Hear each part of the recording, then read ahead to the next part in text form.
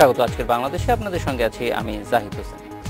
অচিরেই রামপালের বিদ্যুৎ কেন্দ্রের মূল কেন্দ্রের কাজ শুরু হবে বলে জানিয়েছে বিদ্যুৎ জ্বালানি ও খনিজ সম্পদ মন্ত্রণালয়। এদিকে রামপাল প্রকল্প বাতিলের দাবি জানিয়ে আসছে বিভিন্ন পরিবেশবাদী ও নাগরিক সংগঠন। এসব নিয়ে আজকের আলোচনা লাভ ক্ষতির রামপাল। কথা বলতে আমাদের সঙ্গে স্টুডিওতে আছেন পরিবেশ বিজ্ঞানী ডক্টর আনসারুল করিম, আছেন ঢাকা বিশ্ববিদ্যালয়ের ভূতত্ত্ব বিভাগের ডক্টর বদরুল ইমাম এবং সিপিবির কেন্দ্রীয় কমিটির সদস্য রহিম হোসেন প্রিন্স। স্বাগত আপনাদের। জনাব আনসারুল করিম, আপনার কাছে একটু প্রথমেই জানতে চাই যে অনেকগুলো তথ্য গত এক সপ্তাহে আমাদের কাছে এসেছে, যেগুলি নতুন করে যে রামপাল বিদ্যুৎ কেন্দ্র তৈরি হলে কি ধরনের পরিবেশের ক্ষতি হতে পারে, মানুষের কি ধরনের ক্ষতি হতে পারে, সেই তথ্যগুলি সম্পর্কে আপনার প্রতিক্রিয়া জানতে চাই প্রথমে।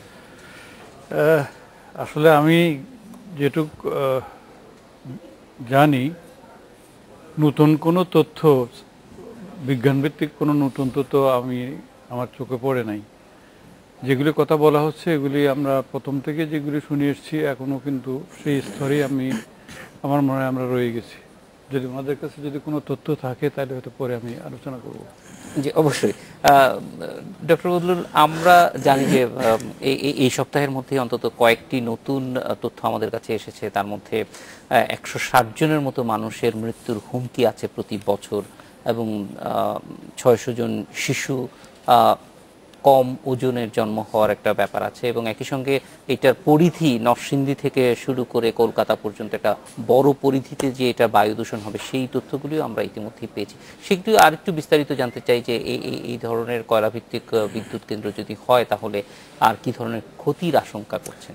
দেখুন, এই যে বিষয়টা আপনি বললেন, এটা মূলত ওই গ্রিন পিস বলে যে আন্তর্জাতিকভাবে খ্যাতিসম্পন্ন একটা পরিবেশবিদ সংগঠন আছে, তাদের একটা জরিপের মাধ্যমে বার হয়ে আসছে। তারা এই রিপোর্টটা দিয়েছে, গতকাল এটা প্রকাশিত হয়।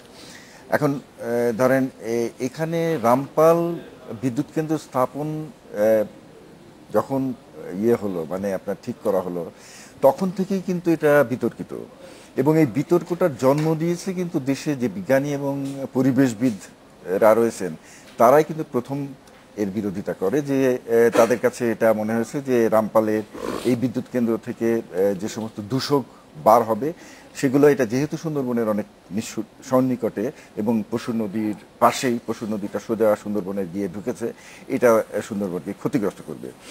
এবং এরপরে তারা কিন্তু বহুভাবে আলোচনার মাধ্যমে, বক্তব্যের মাধ্যমে, বিবৃতির মাধ্যমে সরকারকে বোঝাতে চেষ্টা করেছে যে এটা ঠিক হবে না।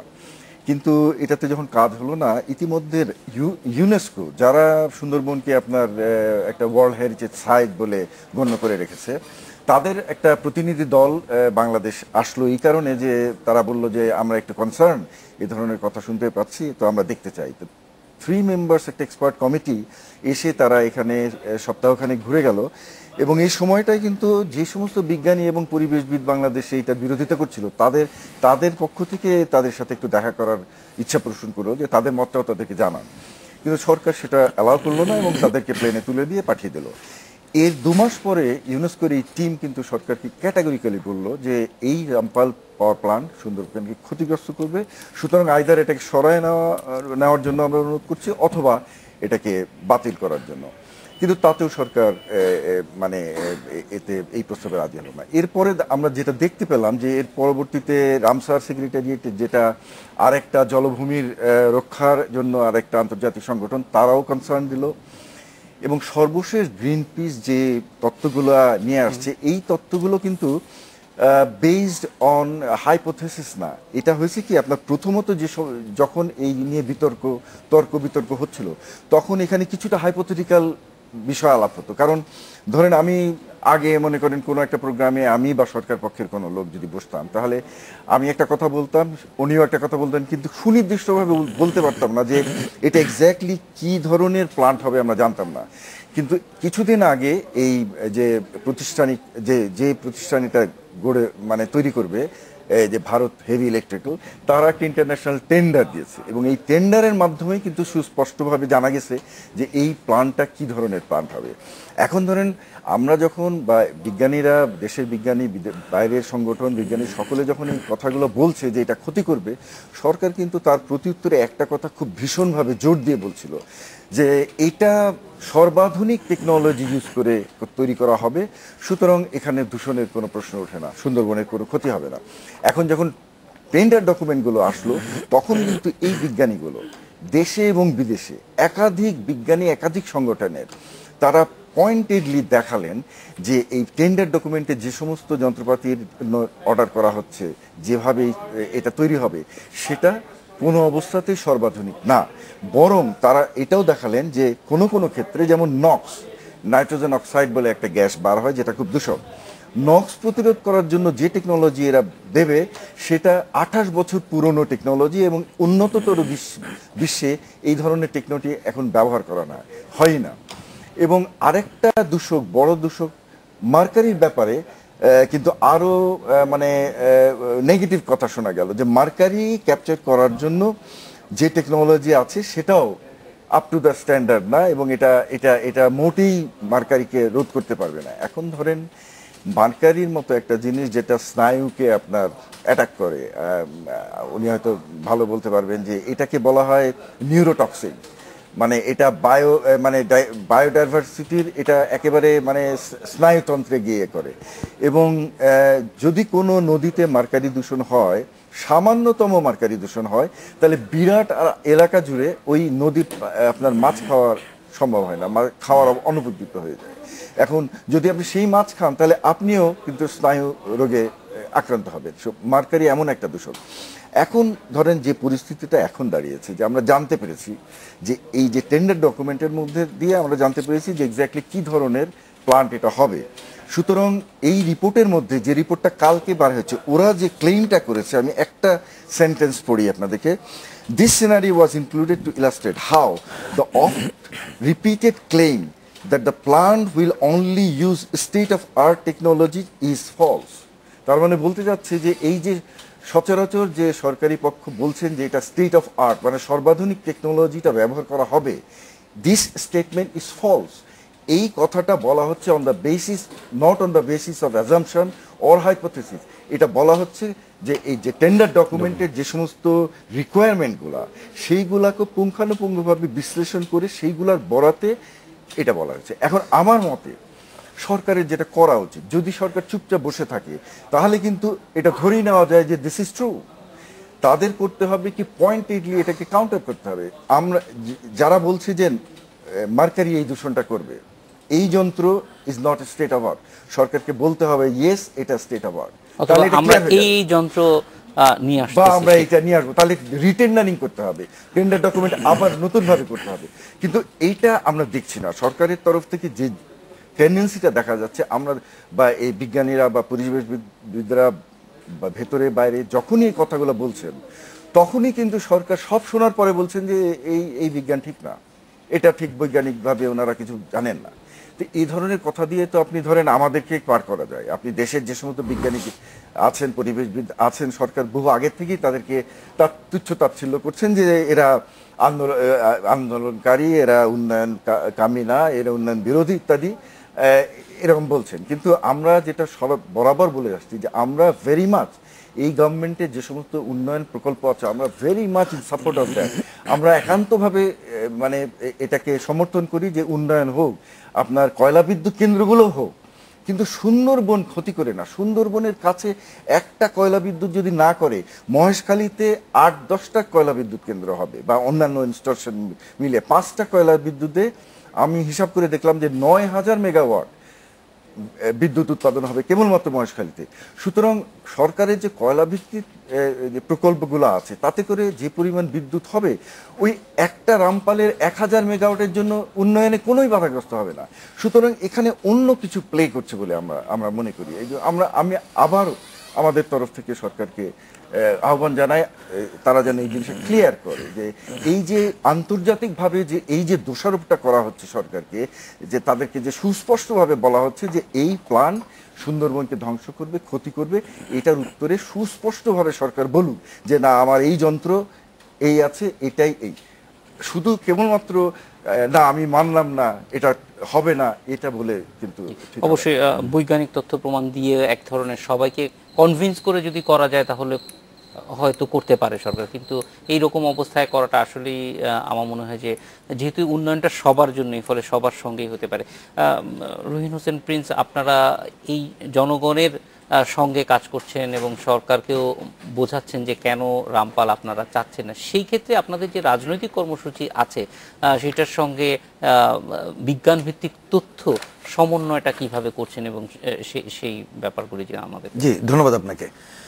আসলে এই রামপাল বিদ্যুৎ প্রকল্প এবং সুন্দরবন নিয়ে আমরা দীর্ঘদিন ধরে আলোচনা করছি এবং এটা আমার বিবেচনায় যে এই আলোচনার মধ্যে আমাদের অনেক উপকার হয়েছে, কারণ এখানে বিশিষ্ট বিজ্ঞানীদের কথা শুনছি, আমাদের নিজস্ব জ্ঞানও বৃদ্ধি হচ্ছে এবং বাংলাদেশের মানুষের সচেতনতাও বাড়ছে, সেটি একটি দিক আছে। তো আজকে বিশেষ করে যে সময়টা আলোচনা করছি, আমি অন্য দিকের আরেকটা দিক একটু খালি মনে করিয়ে দেই। আমরা জানি যে যারা ওয়ার্ল্ড হেরিটেজ ঘোষণা যারা করেছে, তারা এটা যে ঝুঁকিপূর্ণ অঞ্চল মনে করে সরকারকে একাধিকবার চিঠি দিয়েছে এবং সরকার সর্বশেষ যে চিঠির উত্তর দিয়েছে আমরা যা জানি তার উত্তরও তারা কনভিন্সড না, তারা তারপরেও বলেছেন তারা পূর্বের অবস্থানে আছেন এবং এটা হচ্ছে মে মাস, জুন জুলাইতে তাদের বৈঠক হবে এবং সেই সভায় হয়তোবা চূড়ান্তভাবে তারা সিদ্ধান্ত নিতে পারে যে এই ওয়ার্ল্ড হেরিটেজের এইটার ব্যাপারে তারা মানে কি বলবে ঘোষণা রাখবে কি রাখবে না, সর্বশেষ পরিস্থিতি পর্যালোচনা করে। সুতরাং সেই বিবেচনা আমি মনে করি আমাদেরও এদেশের জনগণ এবং সরকারের সর্বশেষ পরিস্থিতি পর্যালোচনা করা দরকার, পর্যালোচনা করে একটা বাস্তব ভিত্তিক সিদ্ধান্ত নেওয়া দরকার। এই কারণে যে এইটা একটা তো আন্তর্জাতিকভাবে খুবই গুরুত্বপূর্ণ ব্যাপার, কোনোভাবে যদি ওয়ার্ল্ড হেরিটেজ থেকে এটা বাদ যায় তাহলে এটা বোধহয় আমাদের দেশের জন্য খুবই মোটেই হয়তো এর কোনো অর্থমূল্য আমরা চোখে দেখব না, কিন্তু সামগ্রিক বিবেচনায় এইটা খুবই একটা খারাপ ঘটনা ঘটবে। সুতরাং আমি শুরুতে এই কথাটা বললাম। এখন আপনি যেটা বললেন তার আগে আমি একটু ছোট করে এটাই বলি, দেখুন এই প্রকল্পের আমরা প্রথম দিক থেকে বিরোধিতা কি কি কারণে করেছি। একটা কারণ হচ্ছে বিদ্যুৎ তো আমরা চাই, এটা নিয়ে কোনো দ্বিধাদ্বন্দ্ব নেই, এবং এই বিদ্যুৎটা যে দক্ষিণ অঞ্চলের কথা বলা হচ্ছে, দক্ষিণ অঞ্চল এমনি অনুন্নত এলাকা, ওই অঞ্চলের বিকল্প কর্মসংস্থান অনেক নাই, সংকট আছে।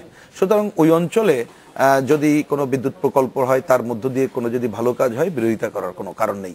কিন্তু আমরা দেখলাম এই বিদ্যুৎ প্রকল্পে বিদ্যুৎ উৎপাদন করতে গেলে যা খরচ হবে সেটা বাংলাদেশের অন্য যে কোনো জায়গায়, কয়লা বিদ্যুৎ বলেন অন্য বিদ্যুৎ, আমি কয়লাটাই বলি, তার থেকে খরচ অনেক বেশি, এটা পরিষ্কার বলা হলো। এখানে একটা আলোচনা আসলো যে প্রযুক্তির কথা হচ্ছে, যদি নতুন প্রযুক্তিও আনে তাহলে দেখা যাবে খরচের পরিমাণ আরো বেড়ে যাবে, খুবই স্বাভাবিক। তাহলে আমার প্রথম হচ্ছে বেশি দাম দিয়ে আমি জিনিসটা তৈরি করছি, এবার আমি পাচ্ছি কি, পাবো কি, যদি পাই সুন্দরবনের মতো জায়গাটা ধ্বংসপ্রাপ্ত হয়ে যাবে।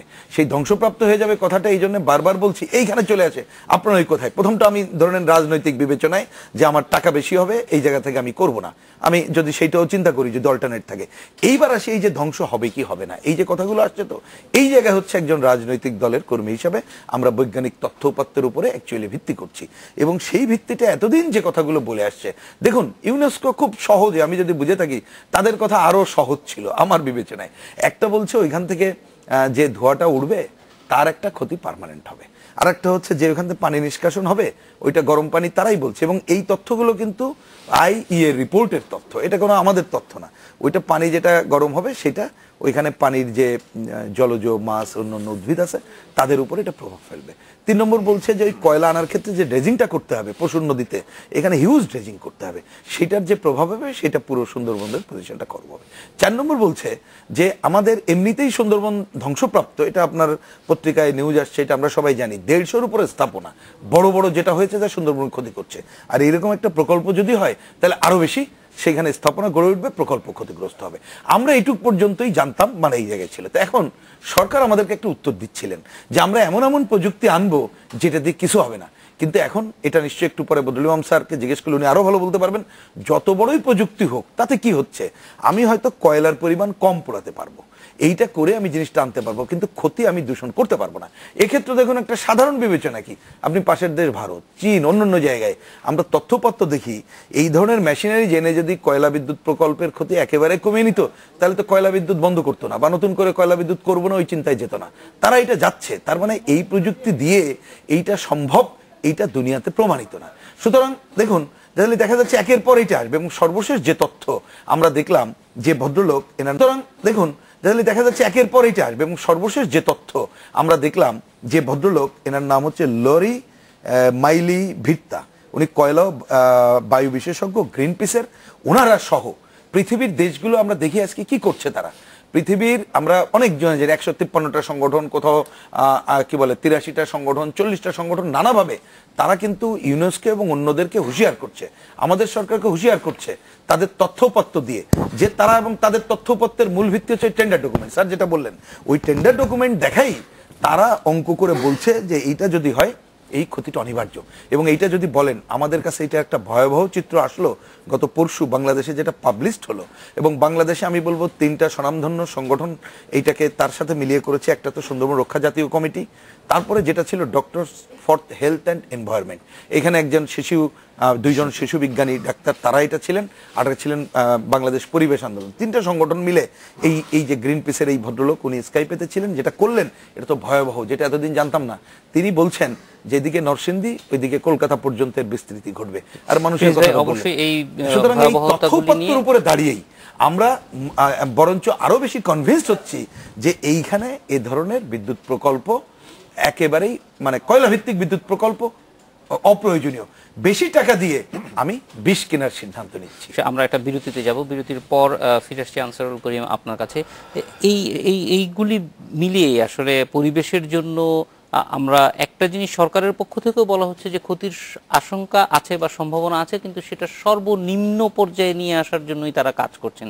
সেই কাজটা কিরকম, এবং সেইটা দিয়ে যারা আরো বড় ক্ষতির কথা বলছেন তাদের এই যুক্তিটা খণ্ডন করা যাবে কিভাবে, আমরা কিভাবে তাদেরকেও কনভিন্স করব, তাদেরকেও আমাদের পক্ষে নিয়ে আসবো যে এটি করা দরকার। আমরা একটু বিরতির পর আপনার কাছে ফিরে আসছি। আজকে বাংলাদেশে নিচ্ছে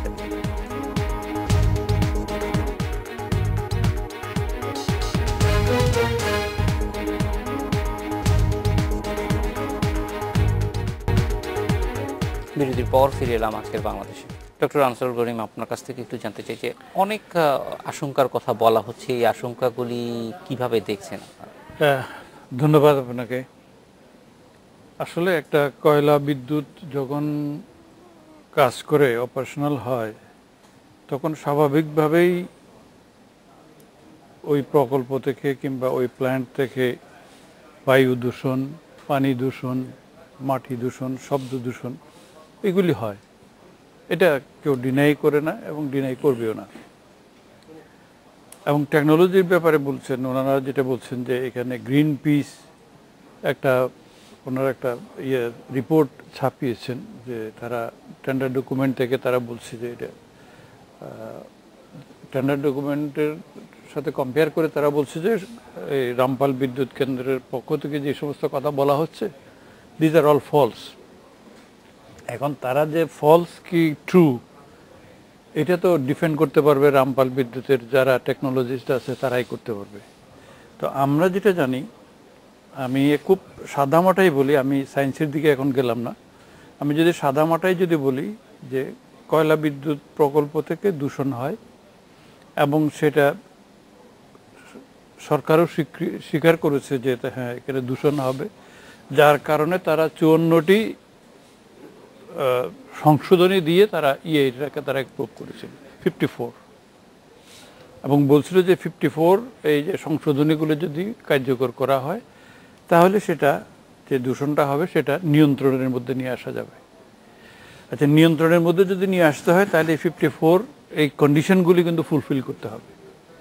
কিন্তু দুর্ভাগ্য যে আমরা এখনো পর্যন্ত জানি না কোনো অ্যাসেসমেন্ট, যারা রেগুলেটরি এজেন্সিস আছে বাংলাদেশে, যেমন ধরেন পরিবেশ অধিদপ্তর, তারা এখনো পর্যন্ত বলতে পারবে না যে এটা 54 যে কন্ডিশনগুলি দিয়েছে সবগুলি এখন ওইগুলি ওইটার কার্যকারিতা পরীক্ষা করে দেখা হচ্ছে এবং দেখে বলা হচ্ছে যে এটা করার পরে এটা আর কোনো দূষণ হবে না। এটা তো আমরা করি নাই, এটা আমরা দেখি নাই, আমার চোখে পড়ে নাই। আচ্ছা, এখন ওনারা যেটা বলছেন গ্রিন পিসের যে কথাগুলি বলছেন, আজকাল এটা পৃথিবীটা তো এখন তথ্য সন্ত্রাসের যুগ। এখানে গ্রিন পিস খুব ভালো ভালো চমৎকার চমৎকার কথাবার্তা বলে, কিন্তু যখন তার দেশে যখন হয় তখন কিন্তু চুপ করে থাকে। এটা শুধু আপনার সায়েন্সের ক্ষেত্রে না, এটা রাজনীতির ক্ষেত্রেও। আপনি দেখেন ট্রাম্পের চিল্লাচিল্লি পৃথিবীটাকে ফাটাই ফেলছে। সেটাও একটু বোঝার আছে, যেই আমাদের প্রকল্প এখন আমি বলি এই যে গ্রিন পিস ওনার যেটা আছেন, এটা ইজ হায়ার্ড ওপিনিয়ন। এটা কিছু বেস্টেড লোক এটাকে হায়ার করে নিয়ে আসার পরে কোনো একটা প্রকল্প যদি তাদেরকে পছন্দ না হয়, সেই প্রকল্পের এগিয়ে তারা প্রচার করে এবং পৃথিবীর বিভিন্ন মিডিয়াতে প্রচার করে দেবে।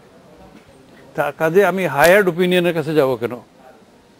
আমার দেশে তো বিজ্ঞানী ছিল, নাকি আমার দেশের বিজ্ঞানীরা কি কম জ্ঞান রাখেন? সরকারও যে যাদেরকে রেফার করতেছেন সেগুলিও হায়ার্ড, আর যারা এটার বিরুদ্ধে বলতেছেন তারাও কিন্তু হায়ার্ড। দেশি বিজ্ঞানীদের তথ্য এবং উপাত্ত বিজ্ঞান ভিত্তিক কোনো কমেন্ট কিংবা কোনো অ্যানালাইসিস তো আমরা দেখতে পাচ্ছি না। যেটা আমরা প্রথম থেকেই বলে আসছি যে আমাদের গ্রোথ, আমরা যদি 7% গ্রোথ করি তাহলে আমাদের পলিউশন হবে, দূষণ হবে, এটা নিশ্চিত। যে কেউ যদি একেবারে কোরআন মাথায় নিয়ে যদি বলে যে হবে না, সেটা ঠিক না, পলিউশন হবে। এবং পৃথিবীর সব জায়গায় উন্নয়নের সাথে পলিউশন সম্পৃক্ত। উন্নয়ন হবে, পলিউশন হবে, এবং সেই পলিউশনকে নিয়ন্ত্রণ করার জন্য, পলিউশন দূষণটাকে নিয়ন্ত্রণ করার জন্য ব্যবস্থা আছে, যে ব্যবস্থা বিভিন্ন দেশে নেওয়া হচ্ছে।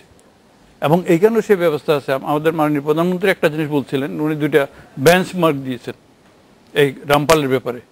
বলছেন যে বড় পুকুরিয়ে যেই কয়লা পোড়ায়, সেই কয়লার কারণে ওখানে যে সমস্ত ক্ষতিটা হয় তার থেকে তো বেশি সুন্দরবনে হবে না। উনি বিজ্ঞানের এত ওই মডেলের আর দরকার নাই, ওই একটা উদাহরণ দিয়েছিলেন। আর একটা হচ্ছে এই যে super critical, ultra super critical, advance super, ultra super critical, এই টেকনোলজির কথা আমরা বাদই দিলাম। কিন্তু এখন কয়লা ভিত্তিক প্রকল্প শহরের মধ্যেও উন্নত দেশে হচ্ছে। তাহলে আমরা 2টা বেঞ্চমার্ক পাই। একটা হচ্ছে আমার দেশের যে পরিবেশ পরিস্থিতিতে যদি কয়লার ভিত্তিক প্ল্যান্ট হয় তার কি ক্ষতি হতে পারে সেটা আমাদের সামনে আছে। আরেকটা হচ্ছে পৃথিবীর যে সমস্ত টেকনোলজি বিভিন্ন জায়গায় হচ্ছে, এই টেকনোলজির কারণে যে নিয়ন্ত্রণ করার যে টেকনোলজি, সেটা তো পরীক্ষিত টেকনোলজি। এটা তো কোনো কারণ থেকে নতুনভাবে আবিষ্কার করার কোনো প্রয়োজন নেই। তাহলে প্রশ্ন হচ্ছে যে আমরা এই টেকনোলজিগুলি ইভ্যালুয়েট করেছি কিনা, মূল্যায়ন করেছি কিনা, আমার রেগুলেটরি এজেন্সি যারা আছে তাদের সেই সক্ষমতা আছে কিনা। সক্ষমতা না থাকলে দেশে যারা এগুলি জানে তাদের নিয়ে আমরা কোনো সময় বসছি কিনা। তা আমরা যদি নিজেরাই যদি নিজেদের এই জিনিসগুলি সম্পর্কে যদি সচেতন না হই, যে আমাদের দেশের বিজ্ঞানীরা যদি সম্পৃক্ত করে আমরা যদি না বলতে পারি যে আমাদের গ্রোথ 6% 7%-এর উপরে চলে যাচ্ছে, তার সাথে সাথে প্যারালালি আমাদের দূষণও বাড়ছে, এবং এই দূষণ নিয়ন্ত্রণ করার জন্য আমাদের কোনো ভূমিকা নেই, আমাদের দেশের বিজ্ঞানীর কোনো ভূমিকা নাই, আমাদের দেশের রাজনীতিবিদদের কোনো ভূমিকা নাই, এটা তো হতে পারে না। আমি যেটা মনে করি যে আমাদের যদি এই মিলেনিয়াম টার্গেট যদি আমাদের অ্যাচিভ করতে হয়, সাস্টেনেবল ডেভেলপমেন্ট টার্গেট যদি অ্যাচিভ করতে হয়, আমাদের এই উন্নয়ন, আর্থিক যে উন্নয়ন কিংবা শিল্পায়নের যে উন্নয়ন, এই সমস্ত উন্নয়নের প্যারালালি আমাদের সেই পরিবেশ নিয়ন্ত্রণের জন্য আমাদের কিছু উদ্যোগ নিতে হবে, কিছু সংস্কার করতে হবে। সেই সংস্কার ছাড়া এমনি আমরা এখানে বসে বসে ডিবেট করলে আমাদের উন্নয়নটা ব্যাহত হবে। এই যেরকম ধরুন গ্রিন পিসের মতো, আমি এর আগেও দেখেছি যে আমাদের দেশে যারা এই রামপাল বিদ্যুৎ কেন্দ্রের বিরোধিতা করতেছিলেন, ওনারা একবার ওখানে একজন বাইরে থেকে একজনকে হায়ার করে নিয়ে আসছে। উনি বিভিন্ন জায়গায় ঘুরে টুরে বলছেন যে এটা উনি খুব বেশি এটা ক্ষতি হবে। আচ্ছা, ক্ষতি হবে, আমার প্রশ্ন, আমি ক্ষতি হবে না সেটা নিয়ে আমি তর্ক করব না, ক্ষতি হবে, কিন্তু ক্ষতি নিয়ন্ত্রণ করার যে ব্যবস্থাটা সেটা পাকাপোক্ত করা আছে কিনা। আমাদের প্রিন্স সাহেব বলছেন যে আমরা ওখানকার যে সমস্ত জায়গা আছে ওখানে আমরা দেখেছি, বিভিন্ন জায়গায় গেছি। তা আমি সুন্দরবনের জন্য যেটা বুঝি যে আমরা রামপাল বিদ্যুৎ প্রকল্পের যত বেশি না বিরোধিতা করছি, তার চাইতে বেশি আমাদের বক্তব্য দেওয়া উচিত ছিল সুন্দরবন কিভাবে বাঁচানো। এখন সুন্দরবন যদি আমরা বাঁচাতে চাই, রামপাল কেন্দ্র যদি আজকে বন্ধও করে দেন কিন্তু সুন্দরবনটা বাঁচবে না। আপনি ইউনেস্কো বলেন, যাকে ইউনেস্কোর যে দায়িত্ব দিয়েছিল, ইউনেস্কো ওনারা কি করেছেন? ওনারা বারে বারে সরকারের কাছে, সরকারের সংস্থার কাছে, ফরেস্ট ডিপার্টমেন্ট এবং এনভায়রনমেন্ট মিনিস্টারের কাছে বারে বারে বলছেন যে আপনারা এটা একটা মনিটরিং সিস্টেম ডেভেলপ করেন এবং মনিটরিং করে আমাদের রিপোর্ট দেন। তো সরকার আমাদের বিজ্ঞানীদেরকে বিশ্বাস করেন নাই।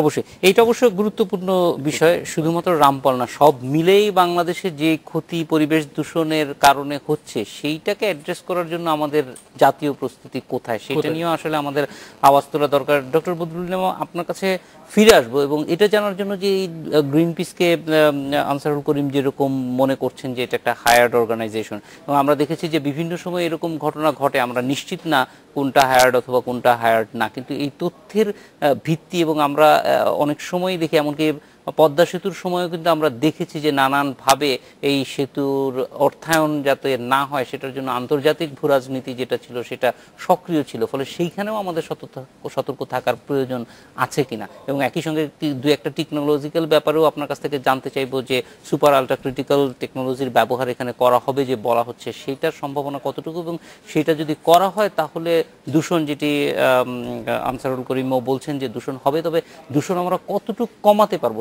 সেইখানে আমাদের কি করণীয় আছে, অর্থাৎ প্রশ্নটা এইটুকু। এবং সেটা যদি করা হয় তাহলে দূষণ, যেটি আনসারুল করিমও বলছেন যে দূষণ হবে, তবে দূষণ আমরা কতটুকু কমাতে পারবো সেইখানে আমাদের কি করণীয় আছে, অর্থাৎ প্রশ্নটা এটাই, বন্ধ করাটাই একমাত্র সমাধান কি না।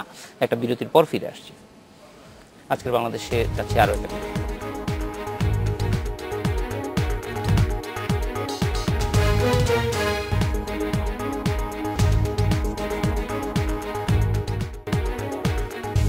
বিরতির পর ফিরে এলাম আজকের বাংলাদেশে। ডক্টর বদরুল ইমাম, আপনার কাছ থেকে যেটি জানতে চাচ্ছিলাম যে ক্ষতির নানান রকম আশঙ্কা করা হচ্ছে, কিন্তু তারপরেও এই কেন্দ্রটি এখনো পর্যন্ত সরকার চালিয়ে নিতেই চায়, কিন্তু সেক্ষেত্রে ক্ষতি কমানোর যে কথাটা সরকার থেকে বলা হচ্ছে সেটা কতটুকু কনভিন্সিং, বা তাদের আর কি কি করলে পরে মনে হয় যে এটা আসলে কমানো সম্ভব, বা আদৌ এটা আসলে মানে সেই রকম লেভেলে আছে কিনা যে অন্য ক্ষেত্রে হয়তো ক্ষতি কমিয়েও করা সম্ভব, যেটি মহেশখালীর কথা বলছিলেন প্রিন্স ভাই, কিন্তু রামপালের ক্ষেত্রে হয়তো অন্য বিবেচনা, বিশেষ করে সুন্দরবনের মতো স্থাপনা যেটা পৃথিবীতে হয়তো আরেকবার তৈরি করা সম্ভব না, সেই বিবেচনায় আসতে পারে। জি, আমি এই প্রশ্নটা উত্তর দেব, কিন্তু তার আগে আপনি বিরতির আগে একটা প্রশ্ন করেছিলেন যে করিম সাহেবের যে বক্তব্যটা, যে গ্রিন পিস সম্পর্কে ওনার যে মতটা, সেটা অবশ্যই যে কেউ গ্রিন পিস সম্পর্কে ইভ্যালুয়েট করতে পারে। তবে গ্রিন পিস কিন্তু এমন একটা সংগঠন, এটা একটা নন গভর্নমেন্ট, এটা কোনো গভর্নমেন্টের অধীনে না, এটা কোনো কর্পোরেট থেকে পয়সা নেয় না, এবং এটা কোনো কোম্পানির সাথে তাদের কোনো সম্পর্ক নাই। যেমন গ্রিন পিসের একটা কাজ ওয়ার্ল্ড ওয়াইড খুব ফেমাস, যেমন ওজোন লেয়ার যখন আপনার ডিপ্লিট হয়ে যাচ্ছিল, ফুটো হয়ে যাচ্ছিল, ওই গ্রিন পিসই কিন্তু এই আন্দোলনটা গড়ে তোলে যে ওজোন লেয়ারটাকে এই করার জন্য সিএফসি ব্যান করার পেছনে, যে সিএফসি গ্যাস দিয়ে তো ওজোন লেয়ার ফুটো হয়ে যাচ্ছিল, তো এই সিএফসি ব্যান করার ক্ষেত্রে এই গ্রিন পিসের একটা বিরাট অবদান ছিল। এই জন্য গ্রিন পিসকে বোধহয় পুরস্কারও দেওয়া হয়, এটা কি অ্যাওয়ার্ডটা আমি ভুলে গেছি। এবং আপনার অন্যান্য অনেক জায়গাতে এটা তো আন্তর্জাতিকভাবে কাজ করে, এটা এমন না যে এই দেশে কাজ করে। করিম সাহেব যেটা বললেন, এটা টু মাচ জেনারেলাইজেশন, এটা আমরা বলতেই পারি যে কোনো বিদেশিকে আমরা বিদেশি হিসাবে একটা তকমা দিয়ে দিতে পারি, কিন্তু বাস্তবিকভাবে গ্রিন পিস কোনো সরকারের বা কোনো দেশের পক্ষে বা বিপক্ষেও ধরনের কাজ যে করে এইরকম সচরাচর দেখা যায় না। গ্রিন পিস যেখানেই একটা এনভায়রনমেন্টাল ডিগ্রেডেশনের তথ্য পায় সেখানে যে তার নাকটা গলায় এবং সে তার ওপিনিয়ন দেয়। এখন সেই ওপিনিয়ন দেওয়া না দেওয়া এটা তো সরকার নিতেও পারে, না নিতে পারে, যেমন আমাদের সরকার বলতে পারে উই ডোন্ট অ্যাগ্রি, কিন্তু মূল কথাটা কোথায়? এই তত্ত্বটা যে গ্রিন পিস দিল অথবা অন্য একজন বি অথবা এ অথবা সি দিল, that is not important. Important হচ্ছে তথ্যটা কি, আপনার গ্রিন পিস কি তথ্যের ভিত্তিতে বলেছে। এর ভিতরে আমরা যেটা দেখছি, গ্রিন পিস পয়েন্টেডলি বলছে যে মার্কারি, নক্স, সক্স, অ্যাশ, এই যে চারটা দূষণ যেটা বার হবে, সরকারও তো ডিনাই করছে না যে এটা বার হবে, সরকার বলছে এটা সর্বাধুনিক যন্ত্র দিয়ে আটকানো হবে।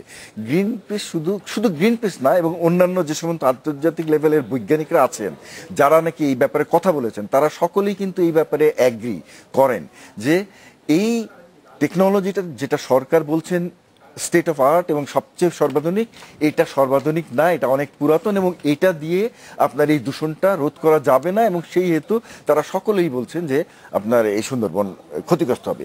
এখন কথা হচ্ছে যে কেউ কেউ বলতে পারেন যে এগুলো তো হায়ার্ড সায়েন্টিস্ট, এখন সেটা তো এখন যে বলবে এটাকে হায়ার সায়েন্টিস্ট তাকে বলার কিছু নাই। তো একটা কোশ্চেন করা যায় যে কি আপনি ইউনেস্কোকে কি হায়ার করতে পারেন কিনা, যে আমাকে না হয় হায়ার করলেন, কি can you hire an organisation like UNESCO. এখন ইউনেস্কো তো সরকারকে ক্যাটেগরিক্যালি বলেছে যে আপনি এটা যদি বন্ধ না করেন তারা কি করবে। দেখেন আমি নিশ্চিত যে জুলাই মাসে তাদের একটা জেনারেল সাধারণ সভা হবে এবং ওই সভাতে তারা ঠিক করবে যে বাংলাদেশের সুন্দরবনকে যারা ওয়ার্ল্ড হেরিটেজ মর্যাদা দিয়েছে এইটাকে তারা এন্ডেঞ্জার্ড লিস্টে নিয়ে যাবে কিনা।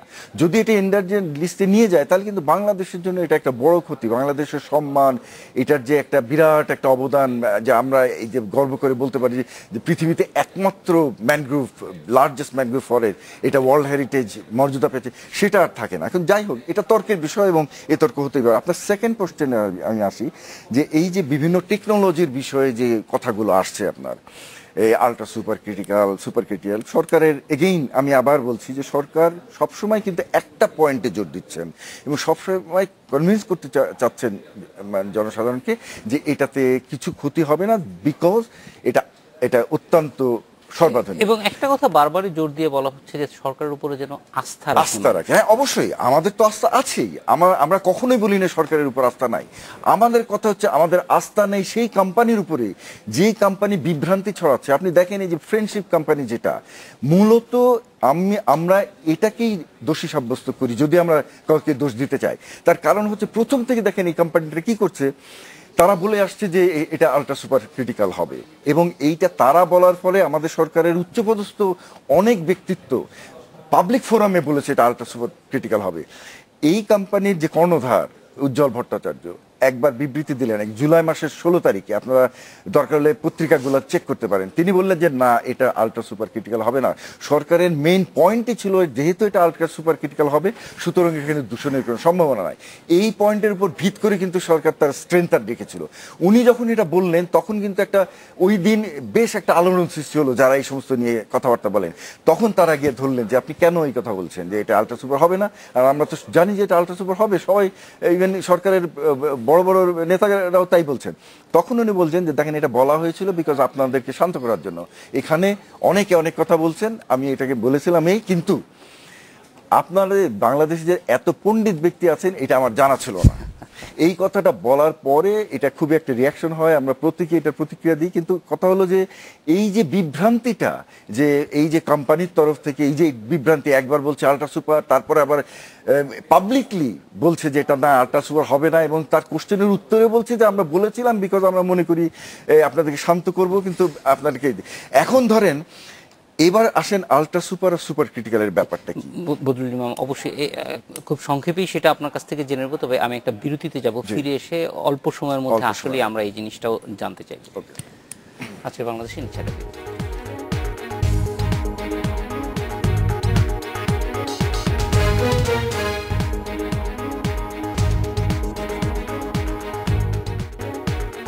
বিরতির পর ফিরে এলাম আজকের বাংলাদেশে। ডক্টর বদরুল ইমাম, খুব সংক্ষেপে জানতে চাই যে সুপার ক্রিটিক্যাল এবং আলট্রা সুপার ক্রিটিক্যালের মধ্যে পার্থক্য কি এবং আলট্রা সুপার ক্রিটিক্যাল হলে এটা গ্রহণযোগ্য হবে কিনা আদৌ?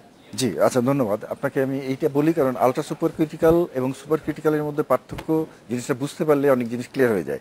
দেখেন আলট্রা সুপার ক্রিটিক্যাল এর মধ্যে পার্থক্য হচ্ছে এফিসিয়েন্সির ব্যাপার, যে আমি যদি 10 কেজি কয়লা পুড়িয়ে এই পরিমাণ বিদ্যুৎ উৎপাদন করতে পারি, তাহলে যদি এটা আলট্রা সুপারে যায় তাহলে আমার হয়তো 8 কেজি কয়লা লাগবে। মানে আপনি তুলনামূলকভাবে কম কয়লা দিয়ে ওই পরিমাণ বিদ্যুৎ তৈরি করবেন। এখানে এর সাথে দূষণের কোনো ডাইরেক্ট সম্পর্ক নাই, সম্পর্কটা একটা ইনডাইরেক্টলি আছে, যে আপনি যেহেতু কম পোড়ালেন কয়লা সুতরাং কম দূষক বার হবে। কিন্তু দূষক আপনি বন্ধ করতে পারবেন না ওইভাবে, বা ওইভাবেও কমাতে পারবেন না। দূষক যদি কমাতে হয় তাহলে আপনাকে যেখানে যেতে হবে সেটা হচ্ছে ওই সমস্ত দূষকের জন্য স্পেসিফিক্যালি যে মেজারগুলো নিতে হবে, নক্স থামাতে হলে যে যন্ত্রাংশ দিতে হবে, সক্স থামাতে হলে যেটা, সেগুলো আলাদা আলাদাভাবে আপনার লাগাতে হবে।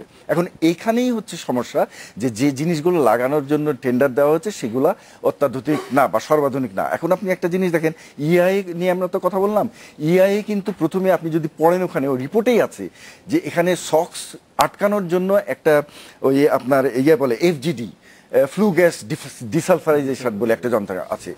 ওইখানে ইআইতে লেখা আছে যে ভবিষ্যতে যদি দরকার হয় এফজিডি লাগানো হবে, এখানে স্পেস রাখা হলো এবং ডিজাইনের মধ্যে এইটা দেখার পরে যখন ইআই কিন্তু অ্যাপ্রুভ হয়ে গেল এই অবস্থায়, যেটা নাকি এই রিপোর্টের মধ্যে ক্রিটিসাইজ করা হয়েছে যে এই অবস্থায় কিভাবে ইআই অ্যাপ্রুভ করে মানে অথরিটি, যেখানে এফজিডি নাই সেখানে শুধু স্থান রেখে দেওয়ার জন্য বলা হয়েছে সেখানে।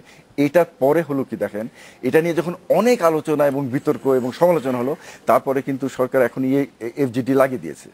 এখন এই এর মধ্যে এফজিডি আছে, তার মানে সরকার অ্যাকচুয়ালি ঠিকই এটা বুঝতে পারছে যে এই জিনিসগুলো ল্যাকিং, এগুলাই দুর্বলতা, কিন্তু সেটা নিয়ে সে এগিয়ে যাচ্ছে। যখন আপনি তাকে চাপ দেবেন তখন সে খণ্ড খণ্ডভাবে এই করবে। এখন আলট্রা সুপার ক্রিটিক্যাল এখনো যদি না হয়, আমি হয়তো শিওরলি বলতে পারি সরকার এখন চিন্তা করছে এটাকে আলট্রা সুপারে নিয়ে যাবে, কারণ কথাগুলো এভাবে ছড়িয়েছে এটা সরকারি ডিসক্রেডিটে চলে যেতে পারে। সুতরাং সরকার মনে করতে পারে যে না, let us go for ultra super critical, এবং হয়তো সম্ভবত তাই হবে। এখন কিন্তু সরকার যদি এটা বলে যে না, আমরা যে সমস্ত কথা আজকে বললাম এগুলো সবই নালিফাইড, বিকজ আমরা তো এটা আলট্রা সুপারে করছি, কিন্তু তথাপিও দেখেন আলট্রা সুপারে করে তো আপনি দূষণমুক্ত করতে পারছেন না। ফলে আপনি বলছেন যে আলট্রা সুপারটাই সমাধান না, অবশ্যই না, অন্য পথগুলিও হাঁটতে হবে। প্রিন্স ভাই, আপনার কাছে জানবো যে রাজনৈতিকভাবে এই জিনিসটা কিভাবে আপনারা মোকাবেলা করবেন এবং সরকারকে কনভিন্স করার ক্ষেত্রে কি কৌশল নিচ্ছেন? আচ্ছা, আমি যদি এইভাবে জিনিসটাকে দেখতে চাই, প্রথমত জিনিসটা আমরা যেভাবে সর্বশেষ বুঝলাম তাতে এখানে ক্ষতি এড়ানোরও কোনো আমরা পরিবেশ দেখছি না, আর কম মূল্যেও বিদ্যুৎ উৎপাদন দেখছি না, অনেক বেশি হবে। সুতরাং আমাদের এই বিদ্যুৎ কেন্দ্রের পক্ষে সুন্দরবন ধ্বংস করে বিদ্যুৎ কেন্দ্রের পক্ষে অবস্থান নেওয়ার কোনো কারণ নেই। প্রসঙ্গক্রমে বলি, ডক্টর আনসারুল করিম যেটা বললেন ওনার সাথে এই পয়েন্টে শতভাগ একমত, যে সুন্দরবনকে নিয়ে কয়লা বিদ্যুৎ প্রকল্প না হলেও যে অপকর্ম চলছে ওইটাকে যদি আমরা এখনো রোধ না করি সুন্দরবন বাঁচানো যাবে না, ওইটা আমাদের দেখতে হবে। তাহলে দেখুন, এমনিতেই সংকট, ওনার ভাষায় আমরা অ্যাডমিট করি, তারপরে যদি এই ধরনের প্রকল্প আরো ক্ষতি হবে। এখানে প্রসঙ্গক্রমে বলি, দু একটা কথা আসছে বলে একটু মন্তব্য করে এখানে যাই। দেখেন, আমরা কিন্তু শুরুতে বাংলাদেশেরই গবেষকরা, খুলনা বিশ্ববিদ্যালয়, ঢাকা বিশ্ববিদ্যালয়, আমাদের কি বলে হাজী দানেশ বিশ্ববিদ্যালয়, এই গবেষকরাই এই সংকটগুলো দেখিয়েছিলেন। আপনি দেখবেন সরকার কি করলো, প্রথমে বললো যারা কথা বলছেন এরা হচ্ছে পরিবেশ কি বলে বাদী, পরিবেশবিদ না। মানে জিনিসগুলো যখন আসছেন বিশেষজ্ঞ, তখন অন্য বিশেষজ্ঞরা যখন বলে আমরা যুক্তি দেখি তখন তো নাকচ করতে পারি না। অর্থাৎ শুরুটা কিন্তু আমাদের দেশের কথা হয়েছিল। বড় পুকুরিয়া, তার সাথে এটা তুলনীয় না। বড় পুকুর আমি কিছুদিন আগে গিয়েছিলাম, 9 তারিখেও যাব। বড় পুকুরিয়া দূষণ, মাটি ডেবে যাচ্ছে, বহু কিছু দেখতে পাবেন। এবং ওইখানের ছোট্ট প্রকল্প আর এইখানে কত প্রকল্প, তুলনা চলে না। পৃথিবীর অন্য দেশ আপনি যদি দেখেন, অন্য দেশে এই ধরনের মানে ইকোলজিক্যাল সেন্সিটিভ জায়গায় নাই, জনসংখ্যার ঘনত্ব যেটা এই যে রিপোর্টেও বলা আছে সেই জায়গাটা কিন্তু এইটা না। সুতরাং এইগুলো মোটেই তুলনীয় না। এবার আরেকটা হচ্ছে ওই অঞ্চলে আমরা ইতিমধ্যেই ঠিক করেছি রাজনৈতিকভাবে কথাটা বোঝার জন্য, যে তারা দুইটা এখন ইমোশনকে ব্যবহার করছে আমার বিবেচনা। একটা দক্ষিণ অঞ্চল, উন্নয়ন অঞ্চল, বিদ্যুৎ দরকার, সেইটা আমরা ওই অঞ্চলের উন্নয়নের বিকল্প পথ কিন্তু আমরা দেখাচ্ছি। আরেকটা হচ্ছে এটাকে আমরা বলি ইমোশনাল ব্ল্যাকমেইল করা হচ্ছে, যে বঙ্গবন্ধু কন্যা শেখ হাসিনা আছেন, ওনার প্রতি ভরসা রাখেন। আমি খালি বিনয়ের সাথে একটা কথা বলতে চাই, আপনার মনে আছে যে আমাদের মাননীয় প্রধানমন্ত্রী তিনি একটা প্রেস কনফারেন্সে কয়লা নিয়ে কথা বললেন, এই কয়লা দাঁত মাজে এইটা বললেন। এখন দেখেন, এখানে তো দুজন বিজ্ঞানী আছেন, এই কাঠ কয়লা আর এই কয়লার পার্থক্য ওনার যারা উপদেষ্টা আছে সেইটাই ওনাকে সরবরাহ করতে পারে। তাহলে কি করে রাখবেন? এইখানে আমি রাজনৈতিকভাবে মনে করি আমরা একটু অল্প সময় আছে, আনসারুল করিম আপনার কাছ থেকে জানতে চাইব, তাহলে যদি মানে কি ধরনের পদক্ষেপ নিলে আসলে এটাকে পরিবেশ সম্মত করা সম্ভব, বা আদৌ এটা সুন্দরবনের এত কাছাকাছি করা প্রয়োজন আছে? ধন্যবাদ।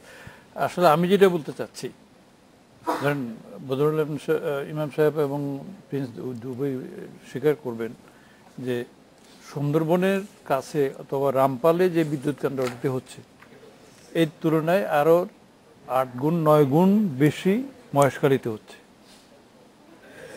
রামপাল বিদ্যুৎ কেন্দ্র যে ক্ষতিটা করবে তার 10 গুণ ক্ষতি মহেশখালীর উপরে পড়বে। তাহলে মহেশখালীর জন্য আমরা কেন বলছি না? মহেশখালীর কথা আমরা কেন বলছি না? সুন্দরবন নাই বলে আমরা শুধু সুন্দরবন কেন বলছি? সুন্দরবন যদি সুন্দরবনের বন্য প্রাণী যদি এফেক্টেড হয় 15 কিলোমিটার পরে গিয়ে এফেক্টেড হবে। আর মহেশখালীতে যে সমস্ত বিদ্যুৎ কেন্দ্রগুলো হচ্ছে মানুষ জনবসতির 1 কিলোমিটারের মধ্যে। আমি আমার যেটা বিশ্বাস যে আমরা অত্যন্ত একটা ভুল পথের মধ্যে সবাই আছি। ভুল পথটা হচ্ছে কি, আমরা জানি যে আমাদের পরিবেশ ব্যবস্থাপনার একটা বড় দুর্বলতা আছে। সেই দুর্বলতা যদি আমরা কাটিয়ে না উঠতে পারি, সুন্দরবন যেমন ক্ষতিগ্রস্ত হবে, মহেশখালীর 4 লক্ষ লোকেরও প্রাণ। অবশ্যই আপনার কথা যদি আমি ঠিকভাবে বুঝতে পারি তাহলে শুধুমাত্র রামপাল বন্ধ না, বরং পরিবেশ দূষণ সামগ্রিকভাবে যদি বাংলাদেশে বন্ধের উদ্যোগ না নেওয়া হয় তাহলে আসলে কোনো কিছু রক্ষা করা যাবে না। আপনাদের তিনজনকে অনেক ধন্যবাদ আমাদের সঙ্গে যুক্ত থাকার জন্য। এই ছিল আজকের বাংলাদেশে। দেখা হবে আগামীকাল একই সময়। শুভরাত্রি।